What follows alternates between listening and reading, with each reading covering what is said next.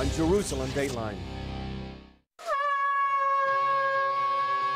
This week on Jerusalem Dateline, it's official. President Trump signs an order recognizing Israeli sovereignty over the Golan Heights. Plus, Hamas fires a missile deep inside Israel, sparking the latest round of violence between the terror group and the Jewish state. And an ancient Jewish village from the time of Jesus is discovered inside Jerusalem. All this and more this week on Jerusalem Dateline. Hello and welcome to this edition of Jerusalem Dateline. I'm Chris Mitchell. Once again, Israel and Hamas faced off in another round of violence. The conflict began when Hamas fired a rocket deep inside central Israel that destroyed a home and injured 7. Israel responded with attacks on Hamas targets inside the Gaza Strip, while Hamas fired dozens of rockets towards southern Israel. During the fighting, the IDF began preparing for what could be a broad military campaign inside Gaza. The border has been simmering for at least a year.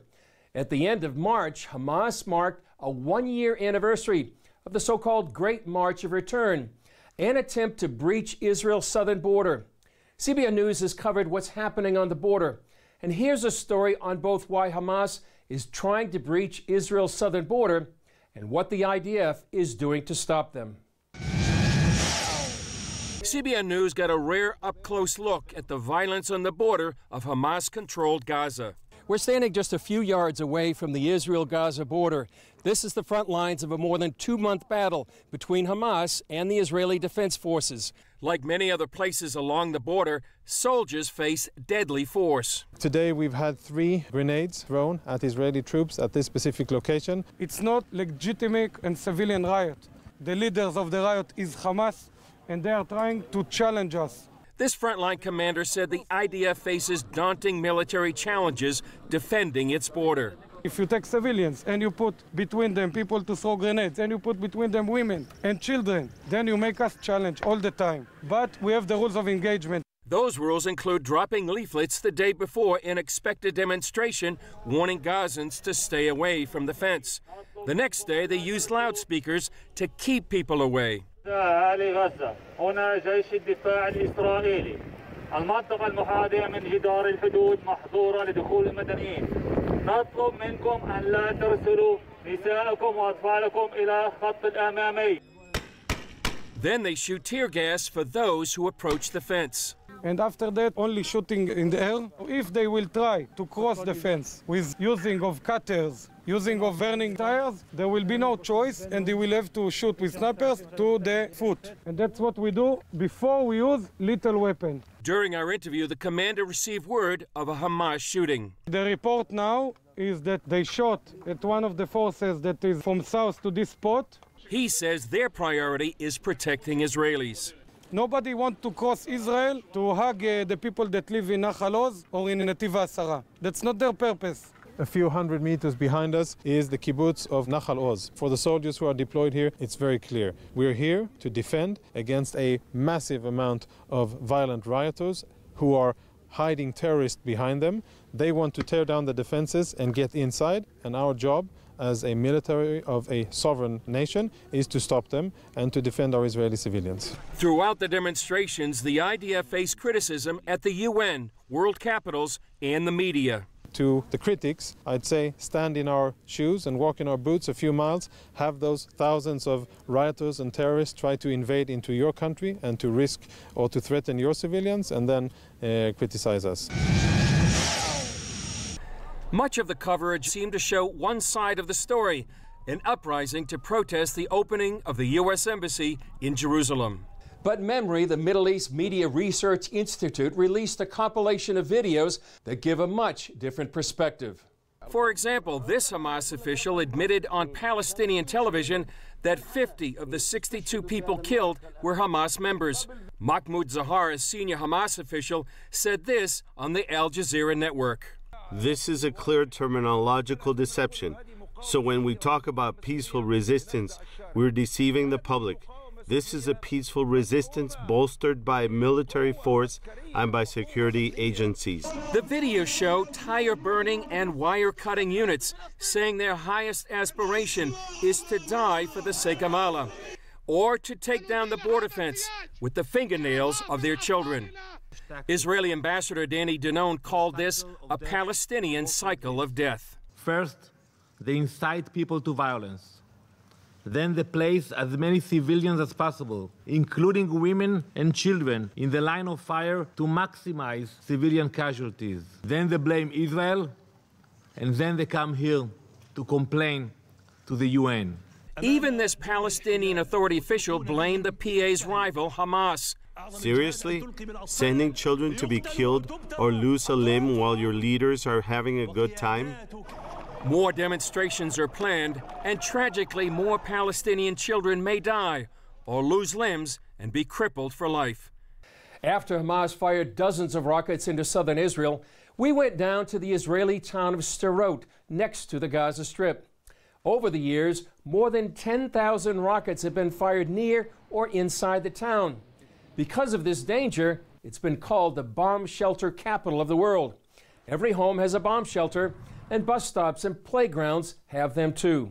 Given this kind of life, you might think the residents would have fled by now, but you'd be wrong. We talked with one resident who explained why Sderot has not only survived, but thrived. It's even more incredible of a miracle that we're still alive and we're still here. And Sderot is a booming and thriving city. The rockets haven't scared anybody. In fact, the population is doubling. Everywhere you see cranes, you see construction, people from all over Israel are moving. You know, we're resilient. That's the word in this town, the theme, resilience. Resilience even in the light of 13,000 rockets from 2005 till today have been sent in the direction of this town, 13,000 rockets. And yet, do you see people screaming, running, packing up their moving trucks and moving out? They said no. In fact, you look in every direction. If you go to a high point and a viewpoint, you'll see cranes in every corner, apartments going up, new shopping malls, new businesses moving here. They say, we want to answer to Hamas. We want to show them we're not afraid. We're not leaving. You can march for return every day you want at the border, but we're here. We returned after 2,000 years of exile. God returned the Jewish people to this land. We're in the sovereign state of Israel. We're not occupying anybody. We're the Jewish people coming back to the biblical homeland, the land of Israel, and the modern miracle of the state of Israel. Coming up, President Trump's historic decision to recognize Israeli sovereignty over the strategic land of the Golan Heights. The 26 nations of the European Union voted unanimously to condemn the U.S. decision to recognize Israeli sovereignty over the Golan Heights. Yet during a meeting at the White House, Israeli Prime Minister Benjamin Netanyahu called the move historic and one more action by President Trump that protects Israel from its enemies. In the long sweep of Jewish history, there have been a handful of proclamations by non-Jewish leaders on behalf of our people in our land.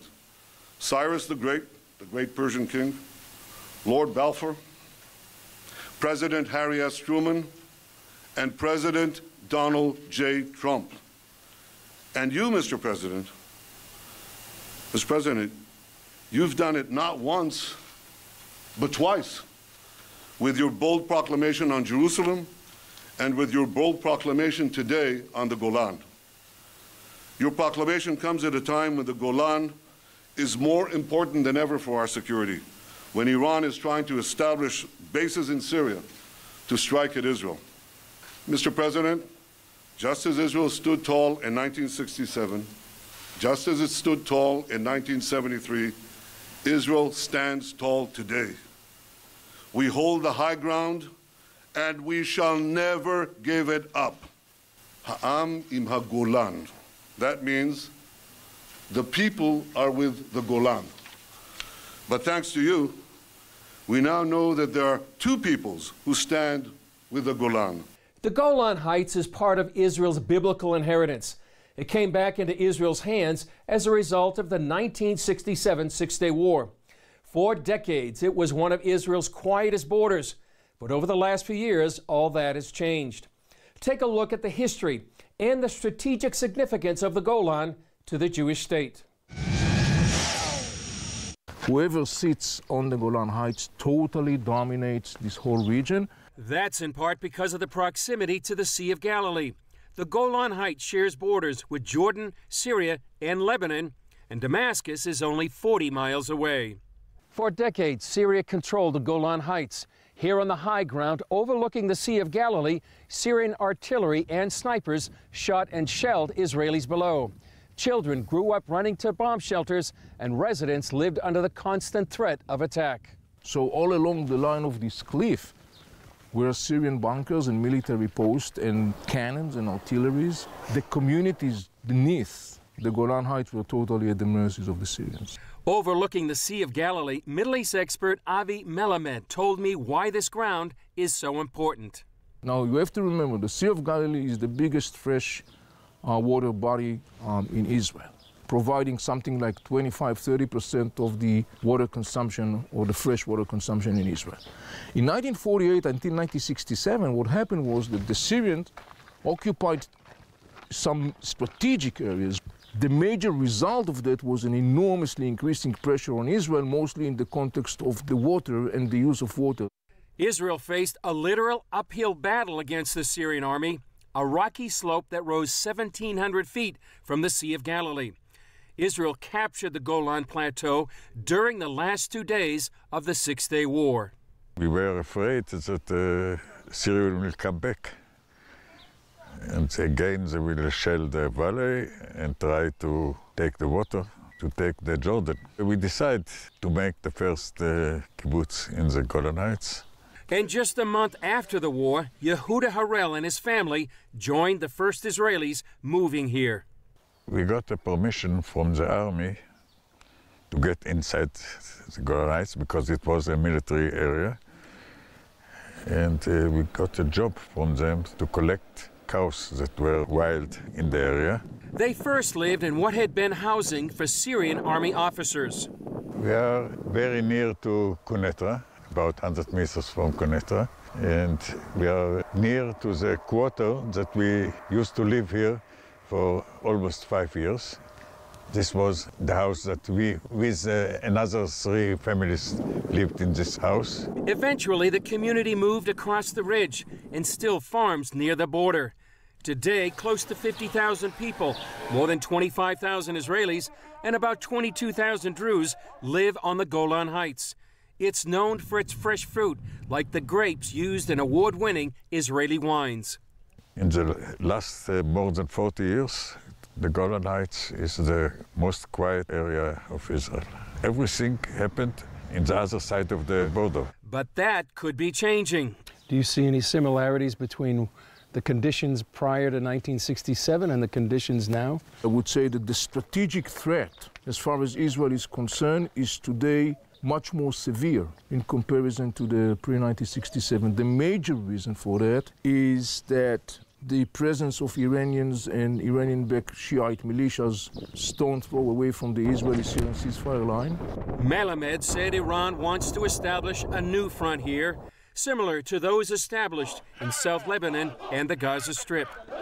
Trying to launch a military front against Israel in the Golan Heights could result in a massive eruption, because Israel will not stand for that, and rightly so.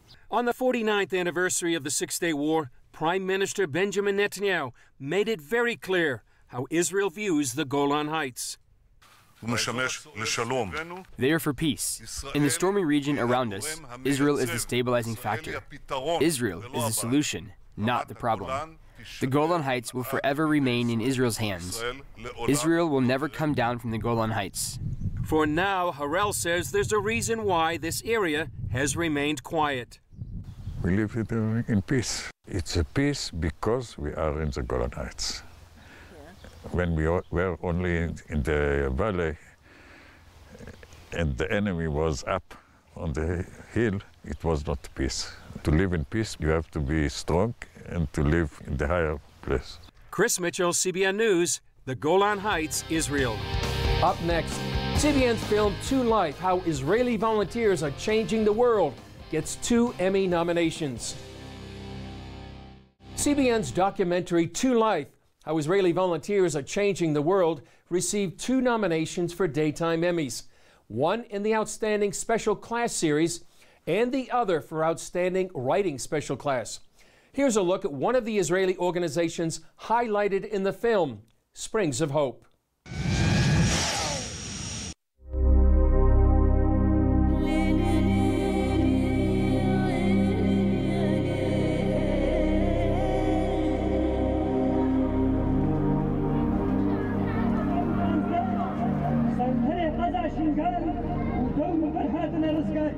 Today is a painful day for the Yazidis of Kurdistan. It's the 3rd anniversary of the genocide of their people. On August the 3rd, 2014, fighters from ISIS, or Daesh as they're called in Arabic, invaded the Sinjar region in northern Iraq, the ancestral home of the Yazidi minority. Some 200,000 Yazidis fled Sinjar. As many as 4,400 were massacred, and another 4,000 to 10,000 were kidnapped, forced to convert to Islam, tortured, and sold into slavery. Those who escaped are now scattered across Kurdistan, living in refugee camps. Today, they mark the beginning of their 4th year in exile. Some are weeping. Most are silent. All of them are wondering when the world will take notice. Standing with them is an Israeli woman who has dedicated her life to helping them however she can. Who wants to intervene with a persecuted, unknown minority group in the Middle East? My conscience will not let me sit at home. Although out of my depth more than ever, I said I cannot walk away. Why the Yazidis? I ask myself questions and I don't have answers. It was here in the Sharia refugee camp that Lisa got her first look at the women who had been kidnapped by ISIS. We had worked since 2002 with victims of terror in Jerusalem, specifically widows and the younger kids that had fallen between the cracks. I had also been doing research for many years on the global funding of terror. It was 6 months after the beginning of the Yazidi genocide in Sinjar and Shingal, 3rd of August 2014. I begged, insisted, pleaded that we come up here, drove up to Sharia camp, walked around Sharia camp, flew back to Israel, and I was wrecked. I was just undone. I think I just jumped in pretty stupidly without knowing what I was jumping into, and realized that we had, as Israel, a small role to play regarding the women and the kids who are coming out of Daesh. I went into Sharia camp, which was then 22,000 and bursting at the seams, totally overwhelmed. If the UN can't cope, who are we to even dare to think that we can, a drop in the bucket? But when I began to meet the women that were coming out of Daesh and helping to take off their black robes and shower them and put a new dress on them, I realized that here we could help, and that would be our place of Tikkun Olam. Coming up, Israeli archaeologists uncover a Jewish village in Jerusalem from the time of Jesus. Israeli archaeologists uncovered a Jewish suburb of Jerusalem from around the time of Jesus. Now it's located in an Arab neighborhood and was discovered as part of a salvage excavation. The ancient community likely interacted with pilgrims, and they provided goods for the Second Temple. CBN Middle East correspondent Julie Stahl has that story. New building construction here often uncovers ancient treasures. That's the case in the Jerusalem neighborhood of Sharafat. This site was a Jewish village 2,000 years ago. Archaeologists uncovered it as they were preparing the site for a new elementary school. The most spectacular find here is of a grand burial estate. Archaeologist Yaakov Billig is heading this excavation, which today sits inside Jerusalem. Back then, this would have been more like a suburb. The burial estate starts from a stepped long corridor going under a bridge like an overpass into a courtyard with a bench on one side and a bench on another side. Then from there upwards there was a covered entrance to the burial cave, and from then on inwards there's the underground burial cave. Billig said the burial estate tells a lot about its owners. The whole plan here belongs to some very important and or rich person with his family, possibly even for several generations. They've also identified a Jewish ritual bath and much more. We have evidence of the wine press with a very large treading floor where they placed the grapes. We also have an olive press. Between the wine and the olive oil, they probably had quite a high living standard here.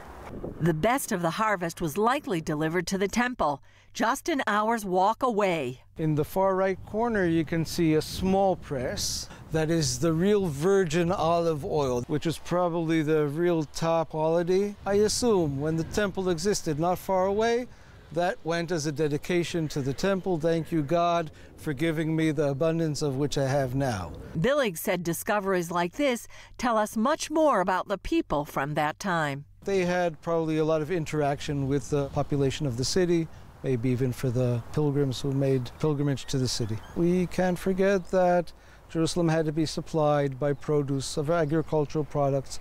And here we have evidence of growing grapes, producing wine, growing olives, producing olive oil, growing pigeons, supplying the population with poultry, with eggs, also sacrifices for the temple. As for what's ahead, a school is planned on the actual excavation site. Pottery fragments and other discoveries like this rare heart-shaped capital will be preserved off-site. Archaeologists hope the things that can't be moved will be preserved on the school grounds. Julie Stahl, CBN News, Sharafat, Jerusalem. Well, that's just one more example of the archaeological evidence of Jewish life here in Jerusalem during the time of Jesus. Well, that's all for this edition. Thanks for joining us. Remember, you can follow us on Facebook, Twitter, Instagram, and YouTube. I'm Chris Mitchell. We'll see you next time on Jerusalem Dateline.